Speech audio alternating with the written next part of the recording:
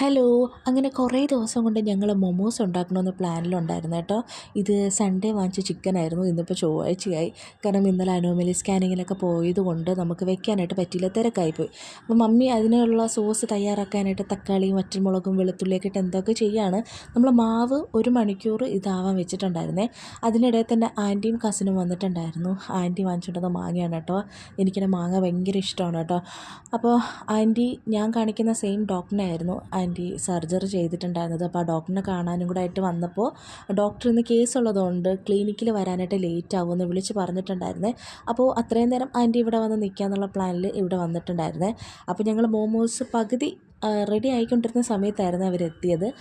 അങ്ങനെ ഞങ്ങൾ എന്ത് ചെയ്തു, മമ്മി ഇതാ സോസ് ഉണ്ടാക്കി തീരാറായി. അപ്പുറത്ത് ചിക്കൻ്റെ ഫില്ലിങ്സ് വരുന്നില്ലേ, ബാലൻസ്, അത് അതിൽ ലേസൊക്കെ ഇട്ട് നാത്തൂൻ എന്തോ ഉണ്ടാക്കുകയാണ്.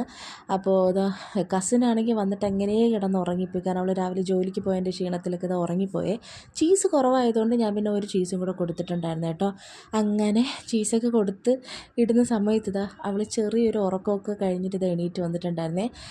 നാത്തൂനുണ്ടാക്കിയ ആ സെയിം സാധനത്തിൽ തന്നെ കുറച്ച് മയോണൈസും സവാളയും മല്ലിയിലയും എന്തൊക്കെ ഇട്ടിട്ട് അവൾ വീണ്ടും അതിനെ റെഡിയാക്കി എടുത്തിട്ടുണ്ടായിരുന്നു. നല്ല ടേസ്റ്റ് ഉണ്ടായിരുന്നു. കാരണം എന്താ ഒരു അൽഫാമൊക്കെ കഴിക്കുന്ന ഒരു ഫീലാണ്. നല്ല ടേസ്റ്റ് ഉണ്ടായിരുന്നു. അങ്ങനെ നമ്മളത് കഴിച്ച് കഴിഞ്ഞിട്ട് എന്താണ് നമ്മൾ വീണ്ടും അടുത്ത മൊമോസ് കഴിക്കാനുള്ള സത്യം പറഞ്ഞാൽ വിശപ്പില്ലായിരുന്നു. ഇത് കഴിച്ച് തന്നെ നമ്മൾ വയറ് നിറഞ്ഞിട്ടുണ്ടായിരുന്നു. പിന്നെ മുന്നിക്കൊക്കെ ഹോസ്പിറ്റലിൽ പോകണമല്ലോ, അതുകൊണ്ട് അവൾ 2 മയോണൈസ് കഴിച്ചിട്ട് 2 മൊമോസ് കഴിച്ചിട്ട് അവൾ ഇറങ്ങിയിട്ടുണ്ടായിരുന്നേ.